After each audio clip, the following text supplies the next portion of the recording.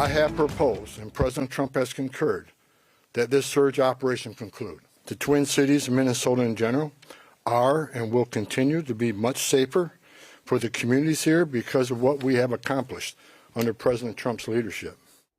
Mission accomplished. The White House says it is ending the ICE surge. They say that now is the right time for thousands of agents to leave town. The governor says getting businesses back on track won't be easy. He wants to bring back COVID-era emergency funding to help. And he says they are leaving with critical questions unanswered, like, will there be accountability for killing 2 Minnesotans? And who are the 4,000 plus people they say they've arrested in this 2-month operation? We only know the names of a small fraction of them. Frankie McClister kicks off our team coverage now from the live desk. He joins us. Hi there, Frankie. Hi there, Amelia, Aaron. It's an operation that's lasted more than 2 months, 74 days actually, since it was announced. Now, White House border czar Tom Homan claimed that today, Minnesota is now less of a sanctuary for criminals because of it. Though at the press conference earlier, he admitted that not all of the 4,000 people arrested were necessarily threats to the public. In his statement, he thanked many state and city leaders for their collaboration and said, which he's said, quite frankly, before, they definitely do not agree on everything. But even with the wider operation ending, some federal personnel assigned to conduct criminal investigations into agitators and ones assigned to fraud investigations will remain. ICE has had an office here for decades. Before it was called INS, Immigration Naturalization Service. This footprint will remain here, and they'll continue to do immigration enforcement here. But as President Trump has said from day one, we're going to prioritize the public safety threats. I think what we have to realize as Minnesotans that people are trying to tell us once again what we see with our own eyes, we shouldn't believe. We should believe what we hear. And that's the biggest thing that offends me. Now, going forward, he says that the drawdown of agents will continue through next week and that a small footprint of personnel will remain in the coming weeks to simply help with the transition. He also added that they will continue to enforce immigration law right here in Minnesota and across the country. Guys. Thank you, Frankie.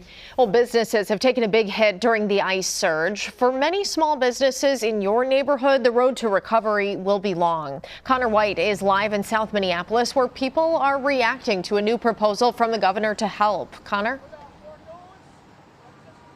Right, Aaron, that pitch from Governor Tim Walz is a $10 million loan relief package for businesses that can prove that they were taking financial hits during Operation Metro Surge. But the numbers that we're looking at show that $10 million could be just a drop in the bucket. Here on Lake Street alone, the Lake Street Council is estimating some $46 million in losses over the past month. Some tell us they're grateful to hear about what Walz is proposing, seeing this as a step in the right direction. But remember, the key problem here has been customers and employees being too afraid to leave their homes. A Venezuelan chef in St. Paul says she's been taking care of dinner for 7 families in recent weeks. How long is it going to take for them to feel comfortable going outside, going to do normal activities again? Like we talked the other day, the fear in people, it's completely embedded. Like this is something is not going to change. New at 5 tonight, what business owners like her are saying they need in order to survive. All right, Connor, thank you.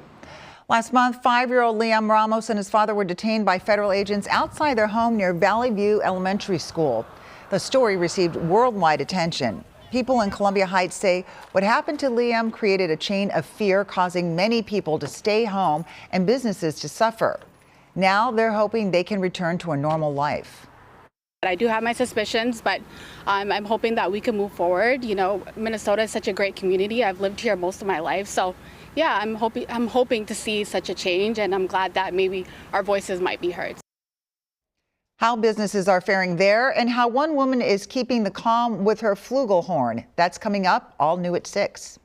But we need to have answers here because the public needs to know, too. You know, if I go to a protest and I shout something at people, could I be killed? ICE under fire. Jonah Kaplan listened in on this heated Senate hearing with immigration leaders and Minnesota's Attorney General. Jonah? Aaron, was amazing. At the same time that Border Czar Tom Homan was making his big announcement here, there was a high-stakes and high-drama hearing on Capitol Hill about this very issue. Here's Minnesota Attorney General Keith Ellison. Then there was Department of Corrections Commissioner Paul Schnell, as well as state Republican lawmaker Harry Niska testifying this morning at the Senate Homeland Security hearing. House Majority Whip Tom Emmer also gave a statement.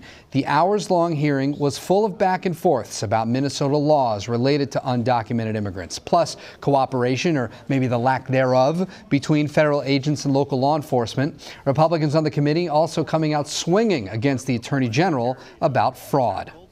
You said, let's go fight these people, meaning the people who were investigating the fraud. Why'd you do it? Why'd you help them? Are you going to let me answer?